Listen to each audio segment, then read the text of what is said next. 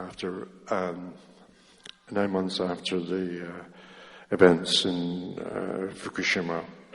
A good question you might want to ask is, well, did we see it elsewhere? Yeah, we do. On the left, you can see the slide for Fukushima prefecture, and on the right, you can see Kiev city, which is, this is after 9 months after Chernobyl. Yeah. Again, the number of live births fell off a cliff. So we've already seen effects, in utero effects or teratogenic effects. Another teratogenic effect, although it's rarely acknowledged as such, is infant leukemias. Way back in the 1950s and 60s, Alice Stewart, who was a personal friend of both Bob Alvarez and Kitty Tucker and myself, a wonderful, wonderful woman, she found in her Oxford Survey of Childhood Cancers that there was a 168% increase in leukemias. Sorry, wrong one. She found a doubling of the number of infant leukemias born to women who were irradiated by X-rays during pregnancy. And in 1987, this was actually shown after Chernobyl. There was a 168% increase in Belarus infants. And this was spotted again by Dr. Alfred Körblein. In all of the slides, I've given you here the web addresses so you can do your own digging and find it out. Yeah. By the way, that childhood leukemias or infant leukemias hasn't been studied yet at Fukushima, but it could be.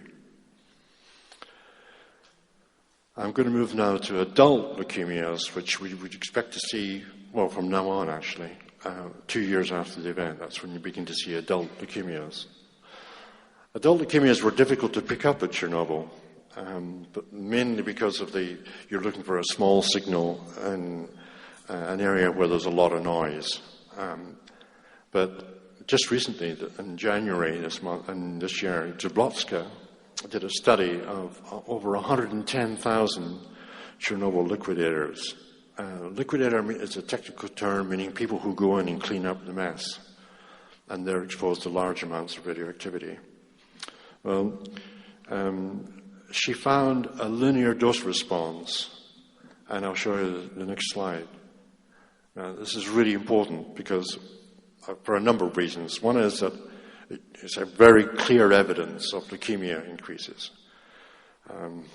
And the results are statistically significant because even although the effect's small, you've got big numbers. As I say, 110,000 people.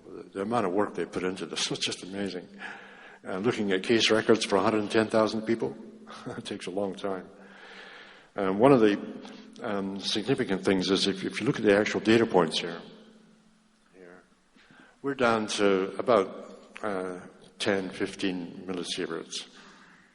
So whenever anybody tells you, oh, there's no effects from radiation below 100 millisieverts, well, what a pile, a crock of S, basically. Look at this stuff here.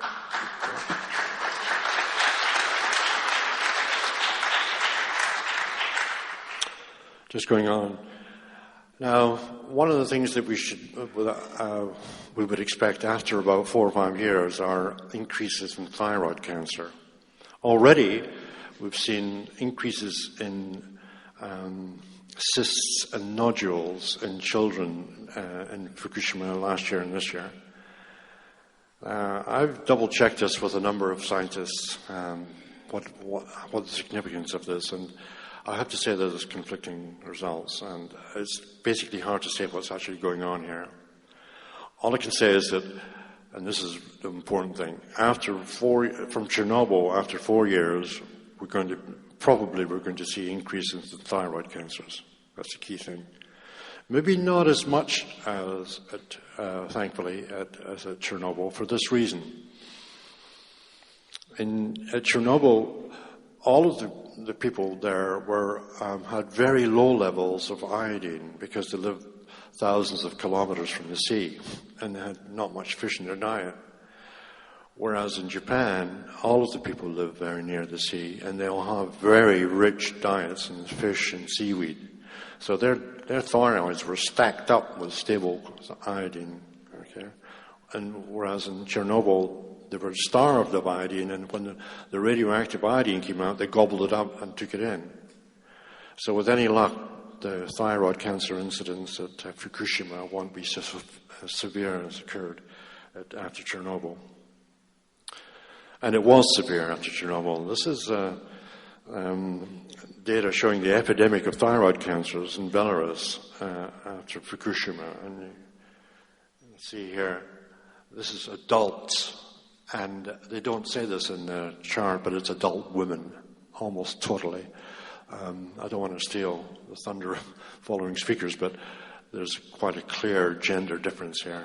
Women really got it in terms of thyroid cancers after Chernobyl. Okay, better get on.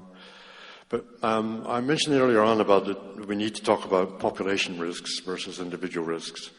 There's a lot of emphasis on individual risks, but really we need to talk about population risks as well. As I mentioned, there's a reverse lottery going on, but real people will die. I want to now talk about, and finish off with a few, because we know of these exposures from the fallout throughout Japan and elsewhere, you can make estimates of the number of people who will die from cancer. Once you've got the collective dose, you can multiply by a risk factor of, say, 10% per sievert, and get an estimate of the number of fatal cancers. Now, there have been 3 studies so far.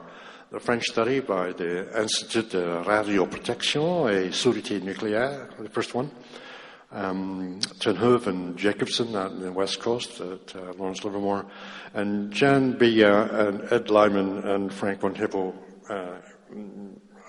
here in the East Coast. Frank's at Princeton. These 3 have made the following estimates. Frank, and by the way, I've corrected these data so that there's no DREF applied, because one of the funny things from the WHO report was that they said we shouldn't be applying DREFs. So DREF is a fudge factor, and I don't have time to explain it. Basically, it reduced the number of deaths. And if you don't have to apply it, then the deaths go up. Frank von Hippel said about maybe 1,500 deaths. The French government report said about 220. Tenhove and Jacobson said about 170.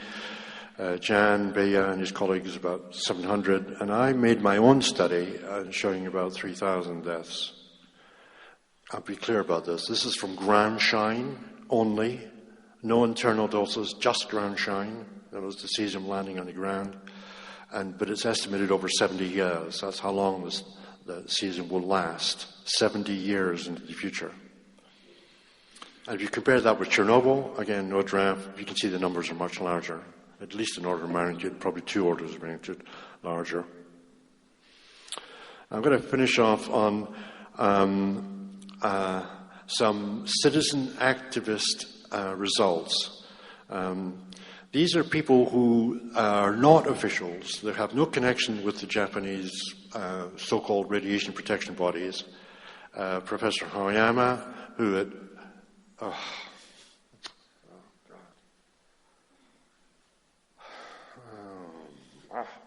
at Hirata Central Hospital, he studied whole body counts of internal radiation of all the people who came into his hospital between October 2011 and November 2011. He wasn't paid to do this. He just did it himself because he was so concerned.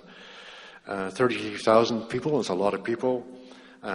His measurement protocols were good. I double-checked them with colleagues in the UK. And the key thing that came out with was that, and this is encouraging news for the Japanese people here and people in Fukushima, is that there's been a decline in the number of people who tested positive for internal cesium. And we can take something forward from that. From 12% in 2011, down to 3% in 2012. That's really encouraging news. And after May 2012, no cesium detected in the children so far, and that's a big number, 10,000. That's good. That's Hirata is on the cusp of the horseshoe, if you can imagine the fallout plume. Just going very quickly. Another citizen scientist, they're called the Safecast people, Asby Brown, if you know him, good bloke. A citizen scientist, no connection with officialdom. I trust them. They have glass badge data, which is like a film badge with a glass badge. And what they showed was that the actual levels of external radiation are declining from here, 2011, down to 2012. The yellow bit here is the decline. In other words, the graph is moving to the left, showing that doses are going down. And that's, again, encouraging news. This is not TEPCO speaking. These are ordinary citizen scientists doing their own measurements, and I believe them. Big numbers as well. I haven't talked about internal radiation in terms of food here, but it's really encouraging that there's no fish allowed to be, all the fishing has been stopped. Big demonstrations, which is great. I'd like to finish off by saying that this is the words of George Santayana, a philosopher who said that governments and people who are unable to learn from history are condemned to repeat it. My thanks to these scientists. This has been a collaborative effort by a number of scientists, particularly Alfred Corbline, who we all owe a great deal of thanks. I noticed yesterday that there were a lot of questions, and oftentimes they weren't really satisfactorily answered because of time. Can I point you to a bit of a shameless plug here, but to my website, which does have answers on collective doses of Fukushima, why WHO and UNSEER are wrong to try and discredit population doses, the new EPI studies, big studies showing risks at small doses, why we should still continue using LNT, and the lot of evidence on the below 100 millisieverts. This is what it's all about. The kids are taking the brunt of Fukushima. Our hearts go out to them. Thanks.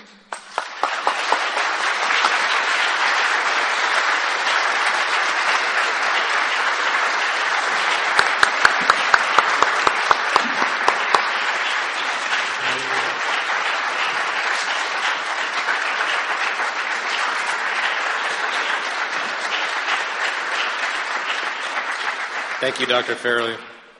I think it's important to recognize that we have a word in medicine called iatrogenic, which is when we cause something ourselves.